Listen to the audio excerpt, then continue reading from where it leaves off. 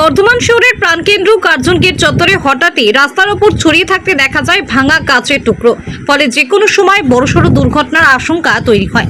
এই খবর পেয়ে দ্রুত ঘটনাস্থলে পৌঁছে যান বীরহাটা সাব ট্রাফিক গার্ডের ওসি চিন্ময় ব্যানার্জি। তার নেতৃত্বে ট্রাফিক পুলিশ কর্মীরা সঙ্গে সঙ্গে উদ্যোগ নিয়ে রাস্তার ওপর পড়ে থাকা ভাঙা কাঁচ পরিষ্কার করতে শুরু করেন। কর্মীরা সতর্কতার সঙ্গে সমস্ত কাঁচের টুকরো সরিয়ে অন্যত্র ফেলে দেন, যাতে সাধারণ মানুষ বা পথ চলতি গাড়ি চালকদের কোনো রকম দুর্ঘটনার মুখে না পড়তে হয়। এই মানবিক ও দায়িত্বশীল উদ্যোগের জন্য বর্ধমান শহরবাসী ট্রাফিক পুলিশকে ধন্যবাদ জানিয়েছেন।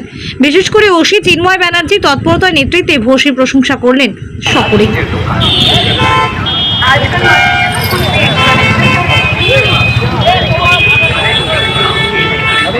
মানবিক উদ্যোগ নিয়ে থাকেন।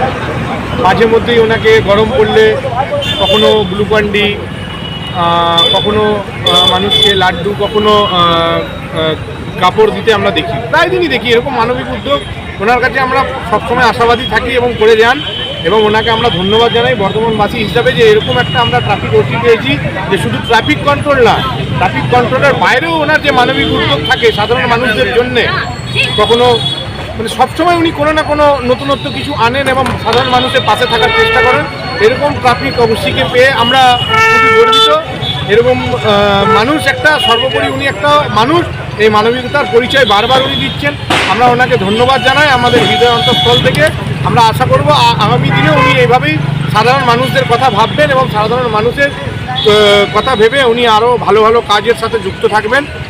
আবারও ধন্যবাদ জানাচ্ছি। এরকম একটা মানবিক উদ্যোগ, যে কার্জন গেটের মতন জায়গায় এরকম একটা কাঁচের টুকরো পড়ে থাকা, সেই টুকরোগুলোকে নিজে দায়িত্ব নিয়ে মানে কোনো কিছুর চিন্তা না করে, কখন পৌরসভা আসবে, কখন পিডব্লিউডির কর্মচারী আসবে, যে এই আশায় উনি না রেখে, উনি জানেন যে কোনো সময় এটা দুর্ঘটনা ঘটতে পারে, সেই কথাকে মাথায় রেখে উনি তড়িঘড়ি নিজে থেকে উদ্যোগ নিয়ে সব কিছু করলেন। এর জন্য আমি ওনাকে ধন্যবাদ জানাচ্ছি এবং বর্ধমানের মানুষের তরফ থেকেও আমি জানাবো ওনাকে অসংখ্য ধন্যবাদ এরকম একটা কাজ করার জন্য। নাম সুধীর রঞ্জন সাহা, আমি একজন সাধারণ মানুষ বর্ধমানের